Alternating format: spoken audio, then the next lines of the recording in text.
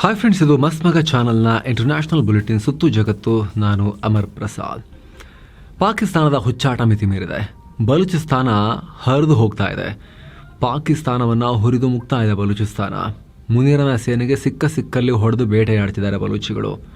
ಇವಾಗಂತೂ ದೊಡ್ಡ ಯುದ್ಧ ನಡೀತಿದೆ ಅಲ್ಲಿ. ಅಂಥ ಟೈಮ್ನಲ್ಲಿ ಪಾಕ್ ಪ್ರಧಾನಿ ಮತ್ತೆ ದುರಹಂಕಾರದ ಮಾತುಗಳನ್ನಾಡಿದ್ದಾರೆ.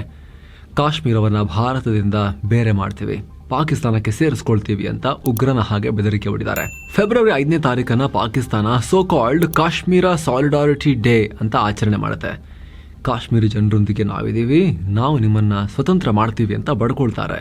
ಈ ಪ್ರಯುಕ್ತ ಪಾಕ್ ಆಕ್ರಮಿತ ಕಾಶ್ಮೀರದಲ್ಲಿ ಕಿತ್ತು ಹೋಗಿರೋ ಪೆಂಡಲ್ ಹಾಕೊಂಡು ಇವರು ಕಾರ್ಯಕ್ರಮ ಮಾಡ್ತಾ ಇದ್ರು. ಎಂದಿನಂತೆ ಸ್ಟೇಜ್ ಮೇಲೆ ಬಂದ ಈ ಮೈಕ್ ಮೂಲಕ ಶಹಬಾಜ್ ಶರೀಫ್ ಅಬ್ಬರದ ಭಾಷಣ ಮಾಡಿ ಪ್ರಚೋದನಕಾರಿ ಹೇಳಿಕೆ ಕೊಟ್ಟಿದ್ದಾರೆ. ಜಮ್ಮು ಕಾಶ್ಮೀರ ಭಾರತದ ಭಾಗ ಅಲ್ಲ, ಭಾರತದ ಅಕ್ರಮವಾಗಿ ವಶಕ್ಕೆ ತಗೊಂಡಿದೆ. ನೋಡ್ತೀರಿ, ಕಾಶ್ಮೀರ ಖಂಡಿತವಾಗ್ಲೂ ಪಾಕ್ನ ಭಾಗ ಆಗುತ್ತೆ.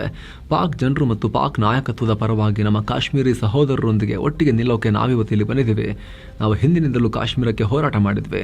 ಪಾಕ್ ಮಿತಾಮಹ ಮೊಹಮ್ಮದ್ ಅಲಿ ಜಿನ್ನಾ ಕೂಡ ಕಾಶ್ಮೀರವನ್ನ ಜಗುಲರ್ ವೇನ್ ಅಂತ ಕರೆದಿದ್ರು. ಇದು ಬರೀ ಅವರ ಹೇಳಿಕೆಯಾಗಿ ಉಳಿದಿಲ್ಲ. ಇವತ್ತಿಗೂ ಕಾಶ್ಮೀರ ಅನ್ನೋದು ನಮ್ಮ ಕಂಠ ನಾಳ ಇದ್ದ ಹಾಗೆ.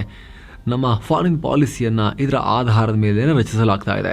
ಈ ಪ್ರದೇಶದಲ್ಲಿ ಶಾಂತಿ ಸ್ಥಾಪಿಸೋಕೆ ಪಾಕಿಸ್ತಾನ ಬಯಸುತ್ತೆ, ಆದರೆ ಅದು ಸಮಾನತೆ ಮತ್ತು ನ್ಯಾಯದ ಮೇಲೆ ಸ್ಥಾಪನೆ ಆಗಬೇಕು ಅಂತ ಭಾಷಣ ಮಾಡಿದ್ದಾರೆ. ಫಾರಿನ್ ಪಾಲಿಸಿ ಅಂತ ಇವರಿಗೆ.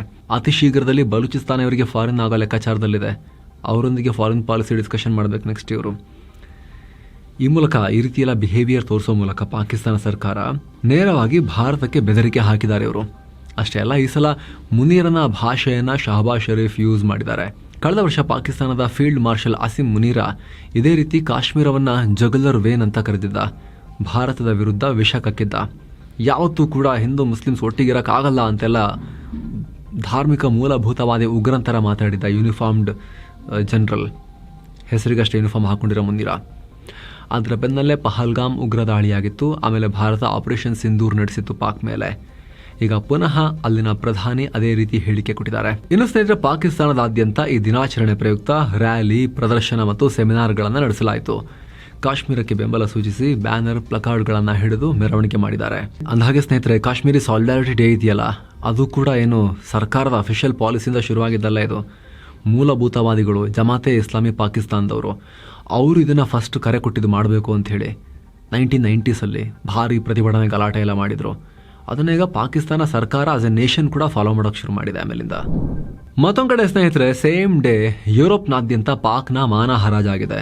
ಯುರೋಪಿಯನ್ ರಾಷ್ಟ್ರಗಳಲ್ಲಿ ವಾಸಿಸುವ ಕಾಶ್ಮೀರಿಗಳು ಮತ್ತು ಪಾಕಿಸ್ತಾನದ ಟೀಕಾಕಾರರು ಕಾಶ್ಮೀರ್ ಸಾಲಿಡಾರಿಟಿ ಡೇಯನ್ನು ಖಂಡಿಸಿದ್ದಾರೆ. ಇವೆಲ್ಲ ಪಾಕಿಸ್ತಾನ ನಡೆಸ್ತಿರೋ ಪ್ರೊಪಗ್ಯಾಂಡಾ ಸ್ಟಂಟ್ ಅಂತ ಬ್ರಿಟನ್ನಿಂದ ಬೆಲ್ಜಿಯಂ ತನಕ ಹೋರಾಟ ಆಗಿದೆ. ಈ ಪಾಕಿಸ್ತಾನಕ್ಕೆ ಬೇರೆ ಕೆಲಸ ಇಲ್ಲ. ದಶಕಗಳಿಂದ ತಾನು ಮಾಡ್ತಾ ಬಂದಿರೋ ಹಿಂಸಾಚಾರ, ದಬ್ಬಾಳಿಕೆಯನ್ನು ಮರೆಮಾಚೋಕೆ ಇದನ್ನು ಮಾಡ್ತಾ ಇದೆ. ಜಮ್ಮು ಕಾಶ್ಮೀರದ ವಿರುದ್ಧ ಹಲವು ಟೈಮ್ನಿಂದ ಪಾಕ್ ಪ್ರಾಕ್ಸಿ ವಾರ್ ನಡೆಸ್ತಾನೆ ಇದೆ. ತನ್ನ ಪ್ರದೇಶದಲ್ಲಿ ರಾಜಕೀಯ ಹಕ್ಕುಗಳನ್ನು ದಮನ ಮಾಡ್ತಿದೆ. ವಿದೇಶಗಳಿಗೆ ಹೋಗಿ ತಪ್ಪು ಮಾಹಿತಿಯನ್ನು ಹರಡೋ ಪ್ರಯತ್ನ ಪಡ್ತಾ ಇದೆ ಅಂತ ಆರೋಪಿಸಲಾಗಿದೆ. ಮತ್ತೊಂದು ಕಡೆ ಬಲೂಚಿಗಳು ಪಾಕ್ ವಿರುದ್ಧ ಮತ್ತೆ ಬೆಂಕಿ ಕಾರಿದ್ದಾರೆ. ಬಲೂಚ್ ಹೋರಾಟಗಾರ ಮೀರ್ಯಾರ್ ಬಲೋಚ್, ನಮಗೆ ಇನ್ನಷ್ಟು ಆಯುಧ ಕೊಟ್ಬಿಡಿ ಯಾರಾದರೂ, ಸಾಕು, 1 ವಾರ ಸಾಕು, ಪಾಕಿಸ್ತಾನದಿಂದ ನಾವು ಬೇರೆಯಾಗಿ ಅವ್ರನ್ನ ಸೋಲಿಸ್ಬಿಡ್ತೀವಿ ಅಂತ ಹೇಳಿಕೆಯನ್ನು ಕೊಟ್ಟಿದ್ದಾರೆ. ಇತ್ತೀಚೆಗೆ ಪಾಕಿಸ್ತಾನ ಬಲೂಚಿಸ್ತಾನದಲ್ಲಿರೋ ಸುಮಾರು 40 ಮಸೀದಿಗಳನ್ನು ನೇರವಾಗಿ ಟಾರ್ಗೆಟ್ ಮಾಡ್ತು. ಆರ್ಟಿಲರಿ ಮತ್ತು ವೈಮಾನಿಕ ದಾಳಿ ಮಾಡಿ ಎಲ್ಲವನ್ನ ಧ್ವಂಸ ಮಾಡ್ತು. ಇಸ್ಲಾಂ ಮತ್ತು ಮುಸ್ಲಿಮರಿಗೆ ಪಾಕ್ ದೊಡ್ಡ ಶತ್ರು. 1948ರಲ್ಲಿ ಪಾಕಿಸ್ತಾನ ನಮ್ಮ ದೇಶವನ್ನು ಕ್ಯಾಪ್ಚರ್ ಮಾಡದೆ ಹೋಗಿದ್ದಿದ್ರೆ ಇವತ್ತು ಕಥೆನೇ ಬೇರೆ ಇರ್ತಾ ಇತ್ತು.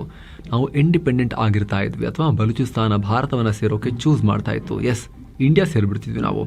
ಆದರೆ ಈಗ ಬಲೂಚಿಸ್ತಾನದ ನೈಸರ್ಗಿಕ ಸಂಪನ್ಮೂಲಗಳ ಶೋಷಣೆ ಆಗ್ತಾ ಇದೆ.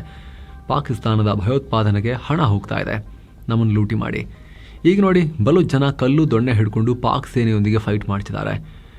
ನಮ್ಮ ಹತ್ರ ಪಾಕ್ ಸೇನೆ ಥರ ಫೈಟರ್ ಜೆಟ್, ಟ್ಯಾಂಕ್ಸ್ ಮತ್ತು ಇತರ ಮಿಲಿಟರಿ ಆಸೆಟ್ಸ್ ಇದ್ದಿದ್ರೆ ಖಂಡಿತ ಈ ಥರ ಆಗ್ತಾ ಇರಲಿಲ್ಲ. ಒಂದೇ ವಾರದಲ್ಲಿ ಪಾಕ್ ಸೇನೆಯನ್ನು ನಮ್ಮ ಮುಂದೆ ಮಂಡಿಯೂರೋ ಥರ ನಾವು ಹೊಡಿತಾ ಇದ್ವಿ ಅವರಿಗೆ ಅನ್ನೋ ಹೇಳಿಕೆಯನ್ನು ಕೊಟ್ಟಿದ್ದಾರೆ. ಮತ್ತೊಂದು ಕಡೆ ಬಲೂಚಿಸ್ತಾನದಲ್ಲಿ 1 ವಾರ ಪಾಕ್ ಸೇನೆ ಮತ್ತು ಬಲೂಚ್ಗಳ ನಡುವೆ ನಡೆದ ಭೀಕರ ಹೊಡೆದಾಟ ಸದ್ಯಕ್ಕೆ ಎಂಡ್ ಆಗಿದೆ ಅಂತ ಹೇಳಿ ಪಾಕ್ ಸೇನೆ ಹೇಳಿದೆ.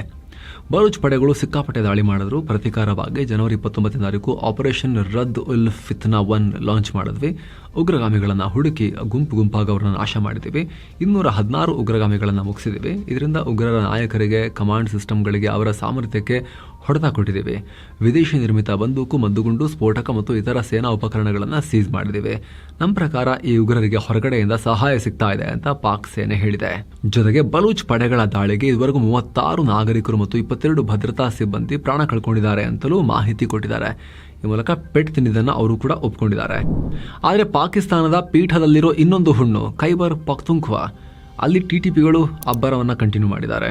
ಡ್ರೋನ್ ದಾಳಿ ಮಾಡಿದ್ದಾರೆ. ಪರಿಣಾಮ ಪ್ಯಾರಾಮಿಲಿಟರಿ ಅಧಿಕಾರಿಯೊಬ್ಬರು ಪ್ರಾಣ ಕಳ್ಕೊಂಡಿದ್ದಾರೆ, ಇನ್ನಿಬ್ಬರು ಗಾಯಗೊಂಡಿದ್ದಾರೆ.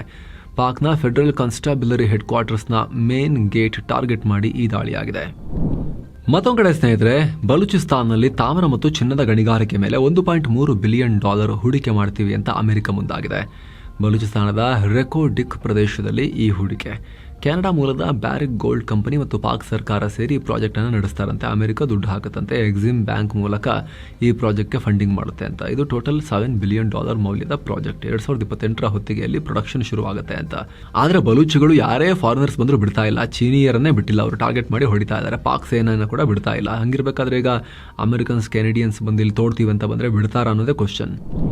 ಏನು ಸ್ನೇಹಿತರೆ, ಮಿಡಲ್ ಈಸ್ಟ್ನಲ್ಲಿ ಇರಾನ್ ಮತ್ತು ಅಮೆರಿಕ ನಡುವೆ ಒಂದು ಕಡೆ ಒಮಾನ್ನಲ್ಲಿ ಬ್ಯಾಕ್ ಟು ಬ್ಯಾಕ್ ರೀತಿ ಮಾತುಕತೆಗಳೆಲ್ಲ ನಡೆದುವಲ್ಲ, ಈಗ ಅಮೆರಿಕ ಇದರ ನಡುವೆನೇ ಒಂದು ದಿಢೀರಂತ ಒಂದು ಆದೇಶ ಕೊಟ್ಟಿದೆ. ಈಗಿಂದೀಗಲೇ ಇರಾನ್ ತೊರೆದು ಓಡ್ ಹೋಗಿ ಅಂತ ಅಡ್ವೈಸರಿ ಜಾರಿ ಮಾಡಿದೆ. ಸರ್ಕಾರ ಸಹಾಯ ಮಾಡುತ್ತೆ ಅಂತ ಕಾಯ್ಕೊಂಡು ಕೂರಬೇಡಿ, ಬೇಗ ಅಲ್ಲಿಂದ ಜಾಗ ಖಾಲಿ ಮಾಡಿ. ಇರಾನ್ ಅಕ್ಕಪಕ್ಕದ ರಾಷ್ಟ್ರಗಳಿಂದ ನೀವು ಭೂಮಾರ್ಗದ ಮೂಲಕ ಬಂದರೂ ಕೂಡ ಆ ಅವಕಾಶ ಇದೆ, ಅದನ್ನು ಬಳಸ್ಕೊಳ್ಳಿ. ಪ್ರತಿಭಟನೆ ಆಗ್ತಿರೋ ಜಾಗಗಳಿಗೆಲ್ಲ ಹೋಗಬೇಡಿ. ಫೋನ್ಗಳನ್ನು ಚಾರ್ಜ್ ಮಾಡಿ ಇಟ್ಕೊಳ್ಳಿ. ನಿಮ್ಮವರೊಂದಿಗೆ ಕಮ್ಯುನಿಕೇಷನ್ನಲ್ಲಿ ತುಂಬ ಕೇರ್ಫುಲ್ ಆಗಿರಿ ಅಂತ ಅಲ್ಲಿರೋ ಅಮೆರಿಕನ್ಸ್ಗೆ ಅಮೆರಿಕ ಎಚ್ಚರಿಕೆ ಕೊಟ್ಟಿದೆ. ಜೊತೆಗೆ ಸ್ನೇಹಿತರದ್ದು ಯಾವಾಗ ಬರ್ತಾ ಇದೆ ನೋಡಿ ಅಲರ್ಟ್ ಇದು. Iran supreme leader Ayatollah Ali ಖಾಮಿನೈಗೆ ಟ್ರಂಪ್ ಅಂತಿಮ ಎಚ್ಚರಿಕೆ ಕೊಡ್ತಾ ಇದ್ದೀನಿ ಅನ್ನೋ ವಾರ್ನಿಂಗ್ ಕೊಟ್ಟ ಬೆನ್ನಲ್ಲೇ ಈ ಬೆಳವಣಿಗೆ ಆಗಿದೆ. ಇನ್ನು ಇರಾನ್ ಕೂಡ ನೀವು ಯಾವುದೇ ಮಾರ್ಗದಲ್ಲಿ ಬಂದರೂ ಕೂಡ ನಾವು ನಿಮ್ಮನ್ನು ಫೇಸ್ ಮಾಡೋಕ್ಕೆ ರೆಡಿ ಅನ್ನೋ ಹೇಳಿಕೆಯನ್ನು ಕೊಟ್ಟಿದೆ. ಅಮೆರಿಕ ಬಯಸಿದರೆ ನಾವು ಸಂಘರ್ಷಕ್ಕೆ ರೆಡಿ ಇದ್ದೀವಿ. ಆಯ್ಕೆ ಟ್ರಂಪ್ ಮುಂದೆ ಇದೆ. ಯುದ್ಧ ಬೇಕಾ, ರಾಜಿ ಬೇಕಾ ಅಂಥೇಳಿ ನಾವು ಎರಡಕ್ಕೂ ಓಕೆ ಅನ್ನೋ ಹೇಳಿಕೆ ಕೊಟ್ಟಿದ್ದಾರೆ. ನಮಗೇನಾದರೂ ಹೊಡೆಯಕ್ಕೆ ಬಂದರೆ ನಾವು ಅಮೆರಿಕನ್ ಬಿಡಲ್ಲ. ಇಡೀ ಪ್ರದೇಶದಲ್ಲಿ ಬೆಂಕಿ ಹತ್ಕೊಳ್ಳುತ್ತೆ. ಮಿಡಲ್ ಈಸ್ಟ್ನಲ್ಲಿ ಅಮೆರಿಕದ ಎಲ್ಲ ನೆಲೆಗಳಿದಾವಲ್ಲ ಇಲ್ಲಿ ಮಿಡಲ್ ಈಸ್ಟಲ್ಲಿ, ಅಲ್ಲಿಗೆಲ್ಲ ಹರಡುತ್ತೆ. ಪರ್ಷಿಯನ್ ಗಲ್ಫ್ನಿಂದ ಒಮಾನ್ ಸಮುದ್ರದವರೆಗೂ ಕೂಡ ಅವರ ಬೇಸ್ಗಳಿವೆ. ಎಲ್ಲೆಲ್ಲಿ ಅವರ ಬೇಸ್ಗಳಿವೆಯೋ ಅಲ್ಲೆಲ್ಲ ನಾವು ನುಗ್ತೀವಿ ಅಂತ ಇರಾನ್ ಸೇನಾ ವಕ್ತಾರ ಹೇಳಿದ್ದಾರೆ. ಇನ್ನು ಈ ಎಸ್ಕಲೇಷನ್ ನಡುವೆ ಟ್ರಂಪ್ ಮೈಂಡಲ್ಲಿ ಏನಿದೆ ಅಂತ ವೈಟ್ ಹೌಸ್ ಮಾತಾಡಿದೆ. ವೈಟ್ ಹೌಸ್ನ ಪ್ರೆಸ್ ಸೆಕ್ರೆಟರಿ ಕ್ಯಾರಲಿನ್ ಲಿವಿಟ್, ಅಧ್ಯಕ್ಷ ಟ್ರಂಪ್ ಡಿಪ್ಲೊಮಸಿಗೆ ಕಮಿಟ್ ಆಗಿದ್ದಾರೆ. ಆದರೆ ಒಮಾನ್ನಲ್ಲಿ ನಡೀತಿರೋ ಮಾತುಕತೆಗಳು ಫೇಲ್ ಆದರೆ ಅವರು ಬಲ ಪ್ರಯೋಗ ಮಾಡೋಕೆ ರೆಡಿ ಇದ್ದಾರೆ ಅಂತ ತಿಳಿಸಿದ್ದಾರೆ. ಮತ್ತೊಂದು ಕಡೆ ಇರಾನ್ ಪರ್ಷಿಯನ್ ಗಲ್ಫ್ನಲ್ಲಿ 2 ವಿದೇಶಿ ಆಯಿಲ್ ಟ್ಯಾಂಕರ್ಗಳನ್ನು ಸೀಸ್ ಮಾಡಿದೆ. ಹಡಗಲಿದ್ದ 15 ಸಿಬ್ಬಂದಿಯನ್ನು ಕೂಡ ವಶಕ್ಕೆ ಪಡೆದಿದೆ. ಈ ಘಟನೆ ಬಗ್ಗೆ ಇರಾನ್ನ ರೆವಲ್ಯೂಷನರಿ ಗಾರ್ಡ್ ಕೋರ್ ನೇವಿಯ ಜನರಲ್ ಹೈದರ್ ಮೊಜಾರದ್ ಮಾಹಿತಿ ಕೊಟ್ಟಿದ್ದಾರೆ. 2 ಆಯಿಲ್ ಟ್ಯಾಂಕರ್ಗಳಲ್ಲಿ ಸುಮಾರು 1 ಮಿಲಿಯನ್ ಲೀಟರ್ ತೈಲ ಕಳ್ಳ ಸಾಗಾಣಿಕೆ ಮಾಡುತ್ತಿದ್ರು ಅಂತ ಆರೋಪಿಸಿದ್ದಾರೆ. ಆಯಿಲ್ ಟ್ಯಾಂಕರ್ಗಳು ಯಾವ ರಾಷ್ಟ್ರಕ್ಕೆ ಸೇರಿದ್ದು ಮತ್ತು ಬೋಟ್ನಲ್ಲಿದ್ದವರು ಯಾರು, ಯಾವ ರಾಷ್ಟ್ರಕ್ಕೆ ಸೇರಿದವರು ಅನ್ನೋದನ್ನು ಇನ್ನಷ್ಟೇ ಅವರು ಪಬ್ಲಿಕ್ ಮಾಡಬೇಕು. ಕ್ಲಿಯರ್ ಮಾಡಿಲ್ಲ ಇನ್ನೂ ಕೂಡ ಆ ವಿಚಾರವನ್ನು. ಏನು ಸ್ನೇಹಿತರೆ, ಕೇವಲ $33,500 ಸೆವೆನ್ ಸೈನ್ಸ್ ಟೂರಿಸಂನಿಂದ ಕಾಶಿ, ಅಯೋಧ್ಯೆ, ರಾಮ ಮಂದಿರ ಇಲ್ಲೆಲ್ಲ ಟ್ರಾವೆಲ್ ಮಾಡ್ಕೊಂಡು ಬರ್ಬೋದು. ಡೀಟೇಲ್ಸ್ ಇಲ್ಲಿದೆ. ಹಿರಿಯ ನಾಗರಿಕರಿಗೆ ಸ್ಪೆಷಲ್ ಕೇರ್ ಕೂಡ ಇರುತ್ತೆ. ಆಸಕ್ತರು ಕಾಲ್ ಮಾಡಿ ಬುಕ್ ಮಾಡಿಕೊಂಡು ಹೋಗಿ ಬರ್ಬೋದು. ಇನ್ನು ಸ್ನೇಹಿತರೆ, ಪನಾಮಾ ಕಾಲುವೆ ಮೇಲೆ ಪ್ರಾಬಲ್ಯ ಸಾಧಿಸೋಕೆ ಮುಂದಾಗಿದ್ದ ಚೀನಾಗೆ ದೊಡ್ಡ ಹೊಡೆತ ಬಿದ್ದಿದೆ. ಇಷ್ಟು ದಿನ ಪನಾಮಾ ಕಾಲುವೆಯ 2 ಪ್ರಮುಖ ಬಂದರುಗಳನ್ನು ಚೀನಾದ ಸಿಕೆ ಹಚಿಸನ್ ಕಂಪನಿ ಕಂಟ್ರೋಲ್ ಮಾಡ್ತಿತ್ತು. ಈಗ ಆ ಕಂಪನಿಯೊಂದಿಗೆ ಒಪ್ಪಂದವನ್ನು ಪನಾಮಾ ರದ್ದುಗೊಳಿಸಿದೆ. ಪನಾಮಾ ಸುಪ್ರೀಂ ಕೋರ್ಟ್ ಈ ಆದೇಶ ಹೊರಡಿಸಿದೆ.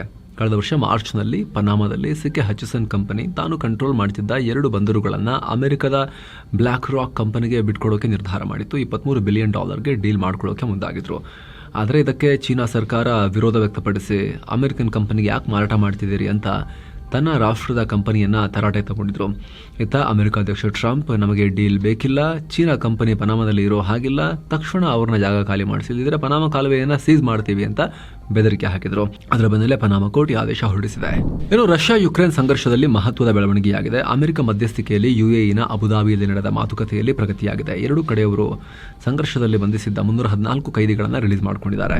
ಮತ್ತೊಂದು ಕಡೆ ಯುದ್ಧ ಕಂಟಿನ್ಯೂ ಆಗ್ತಿರೋದ್ರಿಂದ ರಷ್ಯಾಗೆ ಆರ್ಥಿಕ ಹೊಡೆತ ಬೀಳ್ತಾ ಇದೆ. ರಷ್ಯಾ ಜಿಡಿಪಿ ಗ್ರೋತ್ 2025ರಲ್ಲಿ 1%ಗೆ ಬಿದ್ದು ಹೋಗಿದೆ ಅಂತ ಪುಟಿನ್ ಹೇಳಿದ್ದಾರೆ. 1.5%ಗೆ ಇಳಿಬಹುದು ಅಂತ ಅಂದಾಜು ಮಾಡಲಾಗಿತ್ತು. ಆದರೆ ಅದಕ್ಕಿಂತ ಹೆಚ್ಚಿನ ಕುಸಿತ ಆಗಿದೆ. 2023ರಲ್ಲಿ 3.6% ಇತ್ತು. 2024ರಲ್ಲಿ 4.3% ಗ್ರೋತ್ ಆಗಿತ್ತು. ಇವಾಗ ಬರ್ತಾ ಬರ್ತಾ ಬೀಳ್ತಾ ಇದೆ ಫುಲ್. ಯಾಕಂದ್ರೆ ಯುದ್ಧಕ್ಕೆ ಸಾವಿರಾರು ಕೋಟಿ ರೂಪಾಯಿ ಪ್ರತಿದಿನ ಖರ್ಚಾಗ್ತಿದೆ. ಮತ್ತೊಂದು ಕಡೆ ಕೆಲಸ ಮಾಡೋಕೆ ಕಾರ್ಮಿಕರು ಸಿಗ್ತಿಲ್ಲ. ಎಷ್ಟೋ ಜನ ಯುದ್ಧಕ್ಕೆ ಹೋಗಿದ್ದಾರೆ. ಉಳಿದವರು ದೇಶ ಬಿಟ್ಟು ಓಡಿ ಹೋಗ್ತಿದ್ದಾರೆ. ಹೀಗಾಗಿ ರಷ್ಯಾಗೆ ಆರ್ಥಿಕವಾಗಿ ಸಂಕಷ್ಟ ಶುರು ಆಗ್ತಾ ಇದೆ. ಯುದ್ಧ ಕಂಟಿನ್ಯೂ ಆಗೋದು ಅವ್ರಿಗೂ ಕೂಡ ಬೇಕಾಗಿಲ್ಲ. ಇನ್ನು ಅಮೆರಿಕದ ಕುಖ್ಯಾತ ಲೈಂಗಿಕ ಹಗರಣ ಎಪ್ಸ್ಟೀನ್ ಫೈಲ್ ಸಂಬಂಧ ಬ್ರಿಟನ್ PM ಕಿಯರ್ ಸ್ಟಾರ್ಮರ್ ಸಾರಿ ಹೇಳಿದ್ದಾರೆ. ಯಾಕಂದ್ರೆ ಪೀಟರ್ ಮ್ಯಾಂಡಲ್ಸನ್ ಅನ್ನೋರನ್ನ ಅಮೆರಿಕದ ರಾಯಭಾರಿಯಾಗಿ ಅವರು ನೇಮಿಸಿದ್ರು. ಈ ಮ್ಯಾಂಡಲ್ಸನ್ ಈ ಹಿಂದೆ ಎಪ್ಸ್ಟೀನ್ ಜೊತೆ ಫುಲ್ ಕ್ಲೋಸ್ ಇದ್ದ ವ್ಯಕ್ತಿ. ಬ್ರಿಟನ್ ಸರ್ಕಾರದ ಆಂತರಿಕ ವಿಚಾರಗಳನ್ನ ಕೂಡ ಅವನಿಗೆ ಲೀಕ್ ಮಾಡಿದ್ರು ಎಪ್ಸ್ಟೀನ್ಗೆ. ಅದು ಈಗ ಅಮೆರಿಕದ ಕೋರ್ಟ್ ದಾಖಲೆಗಳಿಂದ ಹೊರಗೆ ಬಿದ್ದಿದೆ. ಹೀಗಾಗಿ ಮ್ಯಾಂಡಲ್ಸನ್ ನನ್ನ ಹತ್ರ ಸುಳ್ಳು ಹೇಳಿ ದಾರಿ ತಪ್ಪಿಸಿದ್ರು. ಅವರ ಮತ್ತು ಎಪ್ಸ್ಟೀನ್ ಸಂಬಂಧ ಎಷ್ಟು ಆಳವಾಗಿತ್ತಂತ ನನಗೆ ಹೇಳಲೇ ಇಲ್ಲ. ಅವ್ರನ್ನ ನಂಬಿ ಮೋಸ ಆಗಿದೆ ಅಂತ ಹೇಳಿ ಸ್ಟಾರ್ಮರ್ ಹೇಳಿದ್ದಾರೆ. ಇನ್ನು ಶಂಕಿತ ಬೋಟ್ಗಳ ಮೇಲಿನ ಅಮೆರಿಕದ ದಾಳಿ ಮುಂದುವರೆದಿದೆ. ಪೆಸಿಫಿಕ್ ಸಾಗರದಲ್ಲಿ ಒಂದು ಬೋಟನ್ನು ಈಗ ಅಮೆರಿಕನ್ ನೇವಿ ಮುಳುಗಿಸಿ ಹಾಕಿದೆ. ಅಮೆರಿಕದ ಸದರ್ನ್ ಕಮಾಂಡ್ ನಡೆಸ್ತಿರೋ ಆಪರೇಷನ್ ಸದರ್ನ್ ಸ್ಪಿಯರ್ನಲ್ಲಿ ಈ ದಾಳಿ ಮಾಡಲಾಗಿದೆ. ಅಮೆರಿಕ ಅಧ್ಯಕ್ಷ ಡೊನಾಲ್ಡ್ ಟ್ರಂಪ್ ಔಷಧ ಖರೀದಿಸುವ ಅಮೆರಿಕನ್ನರಿಗೊಂದು ಗುಡ್ ನ್ಯೂಸ್ ಕೊಟ್ಟಿದ್ದಾರೆ. ಇಷ್ಟು ದಿನ ಸಿಕ್ಕಾಪಟ್ಟೆ ರೇಟ್ ಜಾಸ್ತಿ ಇತ್ತು, ಕಮ್ಮಿ ಮಾಡ್ತೀನಿ ಅಂತೆಲ್ಲ ಹೇಳ್ತಾ ಇದ್ರಲ್ಲ ಅವರು. ವಿದೇಶಿ ಫಾರ್ಮಾ ಕಂಪನಿಗಳಿಗೆ ಬರೆ ಹಾಕ್ತೀನಿ, ನಾನು ಟ್ಯಾರಿಫ್ ಹಾಕ್ತೀನಿ, ಕಮ್ಮಿ ಮಾಡಿಲ್ಲ ಅಂದರೆ, ಇಲ್ಲಿ ಬಂದು ಮ್ಯಾನುಫ್ಯಾಕ್ಚರ್ ಮಾಡಿಲ್ಲ ಅಂದರೆ ಅಂತ ಈಗ ಒಂದು ವೆಬ್ಸೈಟ್ ಓಪನ್ ಮಾಡಿದ್ದಾರೆ, ಟ್ರಂಪ್ RX ಅಂತ. ಅಲ್ಲಿ ಹೆಚ್ಚಿನ ಔಷಧಿಗಳನ್ನು ಡಿಸ್ಕೌಂಟ್ ರೇಟ್ನಲ್ಲಿ ಸಿಗೋ ರೀತಿ ಮಾಡ್ತಾರೆ ಅಂತ ಹೇಳಿದ್ದಾರೆ. ಇದು ಭಾರತದ ಪಾಲಿಗೆ ಇಂಪಾರ್ಟೆಂಟ್. ಯಾಕಂದರೆ ಅಮೆರಿಕದಲ್ಲಿ ಯೂಸ್ ಮಾಡೋ ಜನರಿಕ್ ಔಷಧಿಗಳಲ್ಲಿ 40% ಭಾರತದಿಂದ ರಫ್ತಾಗುತ್ತೆ. ಅಮೆರಿಕವೇ ಭಾರತದ ಫಾರ್ಮಾ ಕಂಪನಿಗಳಿಗೆ ದೊಡ್ಡ ಮಾರ್ಕೆಟ್. ಟ್ರಂಪ್ ಅವರ ಈ ಕಡಿಮೆ ಬೆಲೆ ಪಾಲಿಸಿಯಿಂದ ಭಾರತದ ಕಂಪನಿಗಳ ಮೇಲೆ ಒಂಥರ ಮಾರ್ಜಿನ್ ಪ್ರೆಷರ್ ಇನಿಷಿಯಲಿ ಆಗ್ಬೋದು. ಆದರೆ ಗೋಯಿಂಗ್ ಫಾರ್ವರ್ಡ್ ಅಗ್ಗದ ಔಷಧಿ ಉತ್ಪಾದಿಸುವ ಭಾರತಕ್ಕೆ ಡಿಮಾಂಡ್ ಇದ್ದೇ ಇರುತ್ತೆ ಅಂತ. ಮಧ್ಯವರ್ತಿಗಳು ಇಲ್ಲದೇ ಇದ್ದಾಗ ನೇರವಾಗಿ ಈ ಟ್ರಂಪ್ರ ಈ ಹೊಸ ಸರ್ಕಾರಿ ವೆಬ್ಸೈಟ್ ಏನು ಓಪನ್ ಮಾಡಿದ್ದಾರೆ ಅವ್ರಿಗೆ ಡೈರೆಕ್ಟಾಗಿ ಕೊಡಂಗಾದರೆ ಆವಾಗ ನಮಗೂ ಕೂಡ ಆರ್ಡರ್ ವಾಲ್ಯೂಮ್ಸ್ ಜಾಸ್ತಿ ಆಗಬಹುದು. ಅದರಿಂದ ಲಾಂಗ್ ಟರ್ಮ್ನಲ್ಲಿ ಬೆನಿಫಿಟ್ ಆಗ್ಬೋದು ಅಂತ ಚರ್ಚೆ ನಡೀತಿದೆ. ನೋಡಬೇಕಿದೆ ಹೆಂಗೆ ಅನ್ಫೋಲ್ಡ್ ಆಗುತ್ತೆ ನೆಕ್ಸ್ಟ್ ಅಂತ. ಸೊ ಫ್ರೆಂಡ್ಸ್, ಇದಾಗಿತ್ತು ಇವತ್ತಿನ ಜಗತ್ತಿನ ಸುತ್ತಾಟ. ಸ್ನೇಹಿತರೆ, ವಿಡಿಯೋ ಕೆಳಗಡೆ ಜಾಯಿನ್ ಬಟನ್ ಇದೆ, ಅದ್ರ ಮೇಲೆ ಕ್ಲಿಕ್ ಮಾಡೋ ಮೂಲಕ ಆಸಕ್ತ ವೀಕ್ಷಕರು ಮಸ್ತ್ ಮಗ ಪ್ರೀಮಿಯಂ ಮೆಂಬರ್ ಆಗ್ಬೋದು. ಆನಂತರ ಎಲ್ಲ member only content including weekly member only business news ಆಗಿರೋ biz news, current affairs program, current power, special episodes, ಎಕನಾಮಿಕ್ಸ್ನ ಮಿನಿ ಸೀರೀಸ್ ಎಲ್ಲವನ್ನು ನೋಡೋಕೆ ಶುರು ಮಾಡ್ಬೋದು. ಹಾಗೆ ನೀವು ನಮ್ಮ ತಂಡಕ್ಕೆ ಬೆಂಬಲ ಕೊಟ್ಟಂತೆಯೂ ಆಗುತ್ತೆ. ಇದರಿಂದ ಆಸಕ್ತರು ಜಾಯಿನ್ ಬಟನ್ ಚೆಕ್ ಮಾಡಿ. Thank you so much. ಮತ್ತೆ ಭೇಟಿ ಆಗ್ತಿರೋಣ ಸ್ನೇಹಿತರೆ. ನಮಸ್ತೆ.